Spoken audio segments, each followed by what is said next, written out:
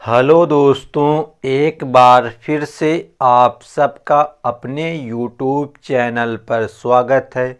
तो दोस्तों, आज की वीडियो में हम क्लास 12th के सब्जेक्ट मैथ की रिवीजन क्लास को लेकर आए हैं, जिसमें हम आपको बोर्ड एग्ज़ाम में पूछे गए इम्पोर्टेंट प्रश्नों को हल कराएंगे। तो आज की वीडियो का प्रश्न नंबर 1 है, लिखा है वक्र y square is equal to x cube के बिंदु 4, 8 पर अभिलंब का समीकरण ज्ञात करो।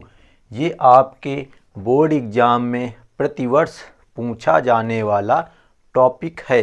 ये प्रश्न तुम्हारा बोर्ड एग्ज़ाम में 2020 और 2017 के एग्ज़ाम में पूछा गया था। तो देखते हैं ज़रा कि हम अभिलंब का समीकरण किस प्रकार से ज्ञात करेंगे। तो इसके लिए आपको जो वक्र दिया है उसको लिख लेना सर्वप्रथम y स्क्वायर बराबर एक्स क्यूब। अब इसके बाद आपको इस वक्र का x के सापेक्ष अवकलन करना होगा।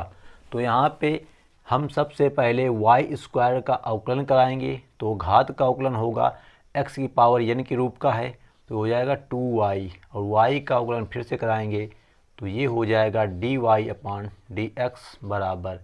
इसी प्रकार यहाँ पे x क्यूब का अवकलन होगा 3x स्क्वायर, और x का फिर से कराएंगे तो उसका अवकलन हो जाएगा 1, क्योंकि x के सापेक्ष x का अवकलन होता है 1। अब देखो, हमको यहाँ से dy अपान dx का मान निकालना है, तो 2y इधर बटे में चला जाएगा, तो यहाँ से आएगा dy बटे dx बराबर 3x स्क्वायर बटे 2y। तो ये तो हो गया तुम्हारा अवकलन dy अपान dx बराबर 3x स्क्वायर बटे 2y। हमको यहाँ पे निकालना है अभिलंब का समीकरण। बिंदु दिया है 4, 8, तो यहाँ पर हम बिंदु 4, 8 पर स्पर्श रेखा की पहले निकालेंगे पूर्णता। स्पर्श रेखा की पूर्णता उसको हम दिखाते हैं स्मॉल m से, बराबर dy बटे dx जो आया है उस पर हमको रख देना है 4, 8 बराबर x का मान है 4 और y का मान है 8। यहाँ रखाएंगे तो 3 गुणते 4 का वर्ग बटे 2 गुणते y का मान है 8। तो इसको हम हल करेंगे तो देखो कितना आएगा, 3 गुणते 4 का वर्ग, तो 4 गुणते 4 16 बटे 8 दूनी 16।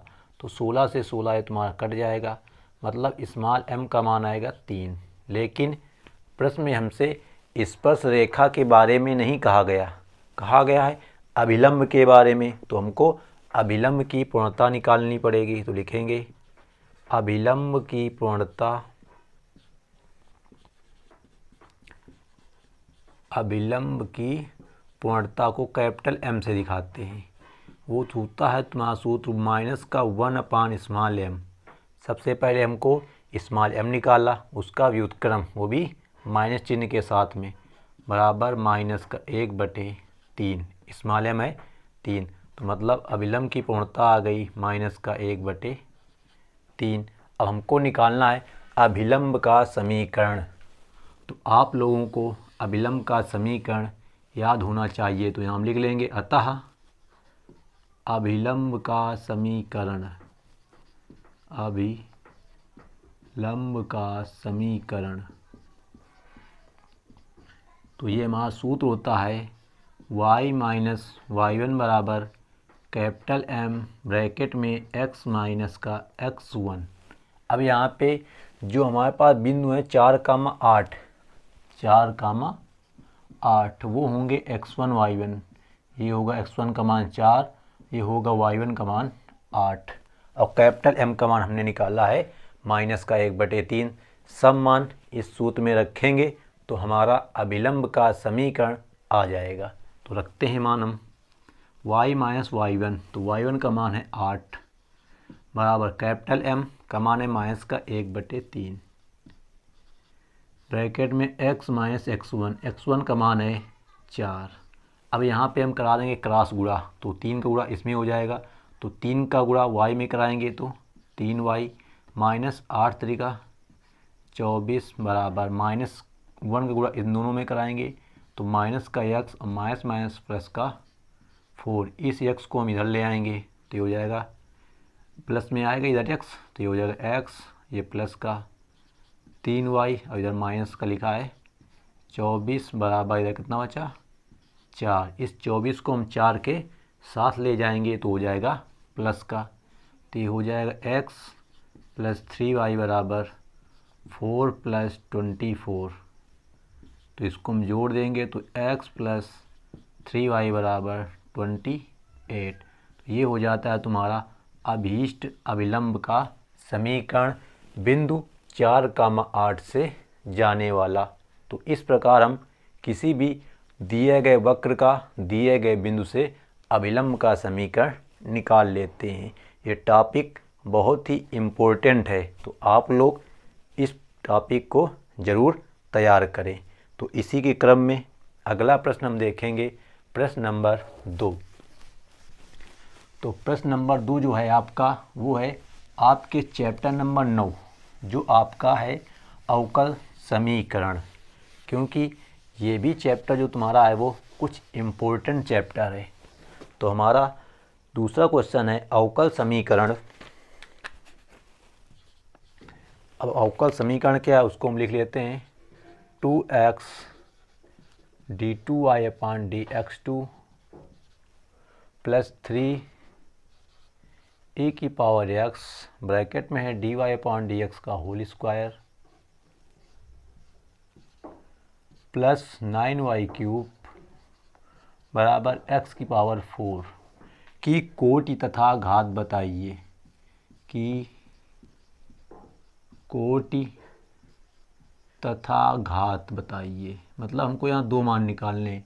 कोटि का मान मतलब जो अवकल समीकरण हमको यहाँ दिया है उसकी कोटि कितनी है और उसकी घात कितनी है। तो दो चीज़ हैं यहाँ पे।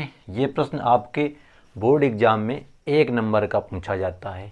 बस आपको इसको देखकर बताना होता है कि इस अवकल समीकरण की कोटि कितनी है और घात कितनी है।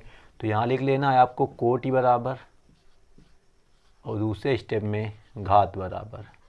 तो देखो कोटि क्या होती है, मतलब जो अवकल समीकरण दिया गया है उसमें सबसे ज़्यादा कितनी बार अवकलन किया गया है वही होती है तुम्हारी कोटि, और उसमें कितनी घातें लगी हैं तो वो उसकी होती है घात। तो देखो यहाँ पे ये जो तुम्हारा लिखा है d2y अपान dx2, तो यहाँ 2 बार अवकलन किया गया है क्योंकि द्वितीय कोटि का अवकलन है। यहाँ पे dy अपान dx का होल स्क्वायर लिखा है, मतलब ये प्रथम कोटि का अवकलन है और तो कहीं अवकलन का नामो निशान नहीं है। तो मतलब जो इसका सबसे ज़्यादा बार अवकलन किया गया है वो है द्वितीय कोटि का अवकलन। तो मतलब द्वितीय कोटि, तो कोटि का मान तो हो जाएगा 2, कोटि का मान 2 हो गया। अब बतानी ही घात, तो आपको इसमें देखनी घात कितनी है, जिसकी कोटि निकाली जाती है उसी में देखना घात कितनी है। तो इसमें घात तो एक को दिख नहीं रही होगी, जब एक को घात नहीं है तो उसकी घात हमेशा होगी 1, क्योंकि इसकी पावर हम 1 लिख सकते हैं। तो ये है तुम्हारा 1 नंबर का प्रश्न। बस आपको देख करके बताना होता है कि दिए गए प्रश्न की कोटि क्या है और घात क्या है। तो उम्मीद करते हैं कि यह प्रश्न भी आपको समझ में आ गया होगा। तो अगला प्रश्न हमारा है प्रश्न नंबर 3।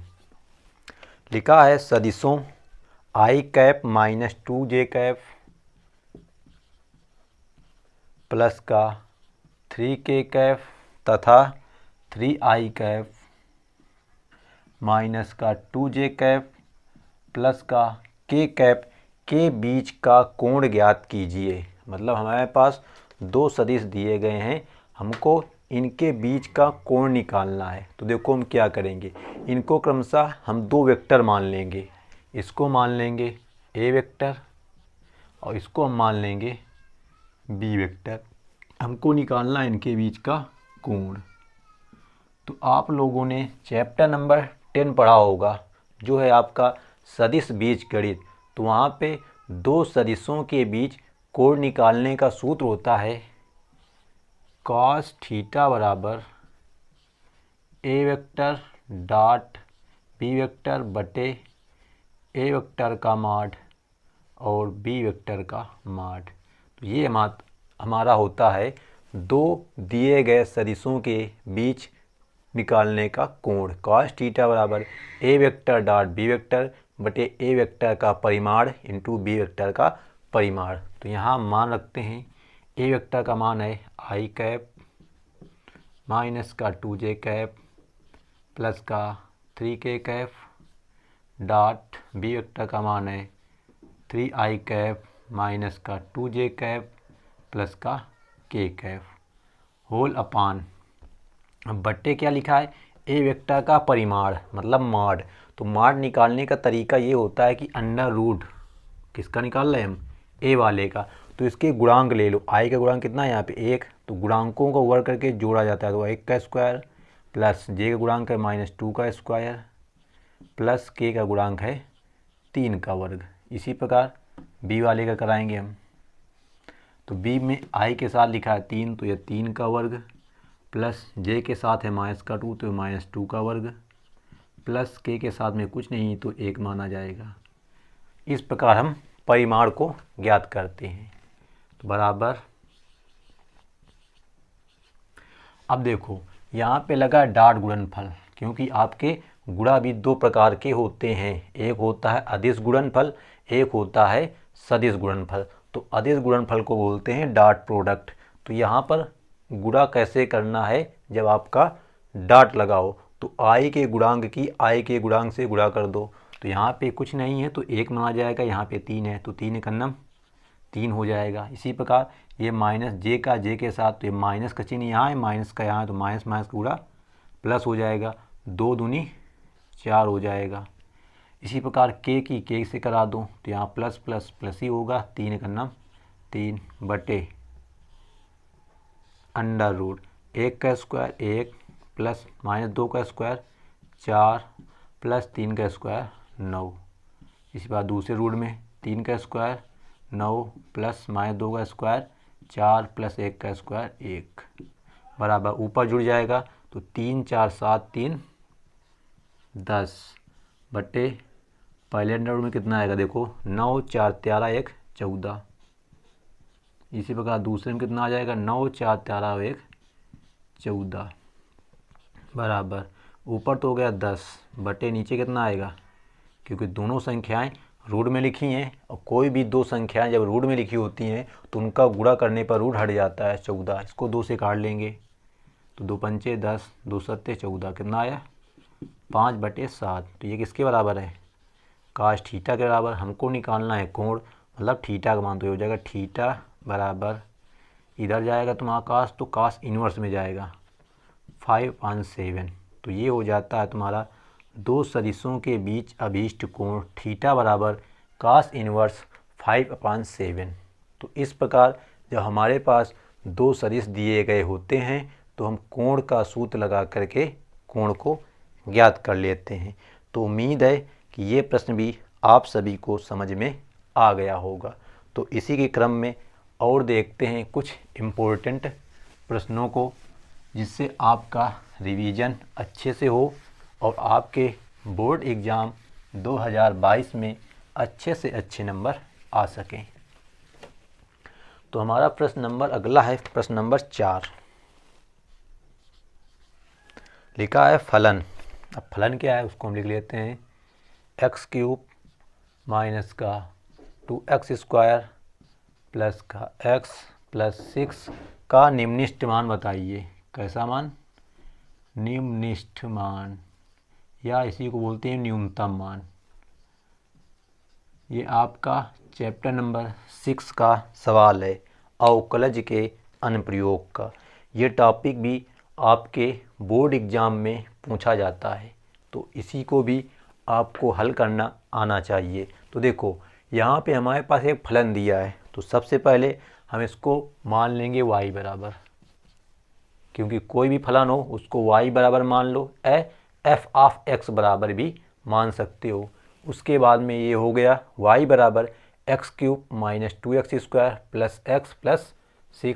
अब इस फलन का तुमको x के सापेक्ष अवकलन कराना है, तो y का अवकलन हो जाएगा dy/dx बराबर एक्स क्यूब का अवकलन होगा 3x स्क्वायर, क्योंकि सूत्र हमारे पास होता है x की घात n का अवकलन क्या होता है n x की घात n माइनस 1, मतलब जो घात रहती है वो पहले आ जाती है और पावर में एक घात कम हो जाती है, वही हमने यहाँ पे किया है। इसी प्रकार माइनस ये 2 पहले से लिखा है, 2 पावर वाली और पहले आएगी तो कितना हो जाएगा 4x की पावर 1, तो पावर 1 लिखना ज़रूरी नहीं होता और x का अवकलन होता है 1 और प्लस 6 जो है कांस्टेंट है। अब कांस्टेंट अलग लिखा है, इसके साथ में ना तो x है ना x की कोई पावर है, तो उसका अवकलन हो जाएगा 0। तो मतलब ये हो गया तुम्हारा 3x स्क्वायर माइनस का 4x प्लस का 1, ये किसका मान आया dy/dx का मान। अब क्या करना है आपको कि इसका एक बार फिर से अवकलन कर लो, मतलब द्वितीय कोटि का अवकलन, उसको हम लिखेंगे d2y/dx2 बराबर, तो 3 कांस्टेंट है, एक्स स्क्वायर का अवकलन आएगा 2 पहले, तो 3 दूनी 6x माइनस यहाँ पे 4 हो जाएगा और x का अवकलन हो जाएगा 1 और प्लस 1 का हो जाएगा 0। तो मतलब द्वितीय कोटि का अवकलन आया d2y/dx2 बराबर 6x माइनस का 4। अब देखो हमको तो यहाँ निकालना है निम्नलिखित मान, तो इसकी प्रोसेस क्या होती है कि सबसे पहले 2 बार अवकलन कर लो, इसके बाद में आपको यहाँ लिखना है for maxima and minima, for maxima, ये हो गया मैक्सिमा एंड मिनिमा, मतलब हिंदी में लिख सकते हो उच्चिष्ट और निम्निष्ट के लिए, उच्चिष्ट और निम्निष्ट के लिए dy/dx बराबर 0, जो dy/dx है उसके बराबर हमको 0 करना है, तो dy/dx का मान ये है 3x स्क्वायर माइनस का 4x प्लस 1 बराबर 0। अब इस द्विघात समीकरण को हल करके हमको x के भिन्न भिन्न मान ज्ञात करने होते हैं। तो देखो गुणा करने से 3 आना चाहिए और जोड़ने से 4, तो 3 एक अन्नम 3 और 3 और 1 4, तो होगा 3x स्क्वायर माइनस का 3x माइनस का x प्लस का 1 बराबर 0। इन दोनों में x कॉमन है और 3 भी कॉमन है, तो यहाँ से हम 3x कॉमन ले लेंगे, यहाँ बचेगा x, यहाँ कुछ नहीं बचा तो माइनस का 1, इन दोनों में कुछ नहीं कॉमन तो माइनस का 1 कॉमन ले लेंगे, तो यहाँ भी बचेगा x, माइनस चिन्ह कॉमन लिया तो यहाँ हो जाएगा माइनस का 1 बराबर 0। दोनों में x माइनस 1 कॉमन है और यहाँ पे 3x बचा, यहाँ पे माइनस का 1 बचा, बराबर क्या है 0। तो हमारे पास 2 गुणनखंड बन गए। अब दोनों के अलग अलग 0 कर लेंगे, मतलब x माइनस 1 बराबर 0 अलग कराएंगे तो x का मान आ जाएगा 1, तो हमारे पास 1x का मान आया 1। इसी प्रकार इसके बराबर 0 कर लेंगे, 3x माइनस 1 बराबर 0, तो यहाँ से x का मान कितना आएगा, ये पहले 1 उधर पक्षांतर होगा 1, फिर बटे आएगा 3, तो यहाँ से आएगा x का मान 1/3। तो ये हमारे आ गए x के भिन्न भिन्न मान, मतलब एक आया 1 और दूसरा आया 1/3। अब दोनों मानों पर हमको ये मान जो होते हैं द्वितीय कोटि के अवकलन में रखे जाते हैं, तो लिखना है हमको x बराबर 1 पर d2y/dx2, मतलब x का मान हमको रखना होता है पहले वाला मान जो आए हैं, जो द्वितीय कोटि का अवकलन ऊपर किया उसमें रखो। देखो रखाएंगे यहाँ पे 6 इंटू x मान कितना 1, तो 6 का नाम 6, 6 में 4 गया 2, तो मान कितना आया 2 आया। तो हमको यहाँ मान से मतलब नहीं होता, हमको यहाँ पे केवल प्लस चिन्ह या माइनस चिन्ह से मतलब होता है। तो 2 के साथ में कौन सा चिन्ह है प्लस का, तो यहाँ लिखते हैं प्लस वैल्यू। अब देखो यहाँ प्लस वैल्यू आ गई, तो हम यहाँ लिखेंगे जब तुम्हारा d2y/dx2 प्लस वैल्यू आ जाए तो हमको लिखा जाता है कि दिया गया फलन x बराबर जो मान है उस पर क्या है निम्नलिखित है। तो यहाँ लिखेंगे अतः x बराबर 1 पर फलन निम्नलिखित है, निम्नलिखित है। अतः फलन का निम्नलिखित मान, क्योंकि हमको क्वेश्चन में निम्नलिखित मान निकालना है, फलन का निम्नलिखित मान। अब हमको फलन का निम्नलिखित मान निकालना है। तो जो हमारे पास फलन था कौन सा, ये बराबर, इसमें भी हम x बराबर 1 रख देंगे तो क्या आएगा, देखो ज़रा, y बराबर x का रखाएंगे 1, तो 1 का क्यूब -2 इंटू 1 का स्क्वायर प्लस का x का मान 1 प्लस का 6 बराबर 1 का क्यूब 1 माइनस 1 का स्क्वायर 1, 1 इंटू 2 2 प्लस 1 प्लस 6। अब प्लस वालों को जोड़ लो, y फिर माइनस वाला घटा देना, तो 6 और 1 7 और 1 8, 8 में 2 गया 6। तो ये हमारा आ जाता है फलन का निम्नलिखित मान, जो हमको प्रश्न में ज्ञात करना था। अभी हमने केवल x बराबर 1 पर देखा है। अब हमने अगर x बराबर 1/3 पर देखेंगे तो ये है, इसी में रखाएंगे, इसी पर लिखेंगे x बराबर 1/3 पर d2y/dx2 यहाँ पे आपको लिखना है। तो वहाँ जब रखाएंगे तो 6 गुणते 1/3, तो यहाँ 2 आ जाएगा। जब 2 में 4 घटाएंगे तो आएगा -2, तो यहाँ आया था प्लस की वैल्यू, यहाँ किसकी आएगी, माइनस की वैल्यू। तो जब आपका d2y/dx2 माइनस का मान आ जाए तो फलन उस पर उच्चिष्ट होता है। तो यहाँ हमसे प्रश्न में केवल निम्नलिखित मान पूछा गया था, इसलिए हम आगे इस प्रश्न को नहीं हल करेंगे, यहीं से इस प्रश्न को छोड़ देना है, क्योंकि जो हमारा प्रश्न में पूछा गया था वो निकल के आ गया है फलन का निम्नलिखित मान y बराबर 6। इसके आगे आपको हल करने की ज़रूरत नहीं है। तो ये था आज की वीडियो का अंतिम प्रश्न। उम्मीद करते हैं कि ये सारे प्रश्न आप सभी को अच्छे से समझ में आ गए होंगे। तो अगर वीडियो अच्छी लगी हो तो वीडियो को एक लाइक कर देना, और चैनल पर पहली बार आए हों तो चैनल को सब्सक्राइब करके बेल आइकन को प्रेस कर लें, जिससे आपके मैथ का रिवीजन अच्छे से हो सके। तो thanks for watching this video.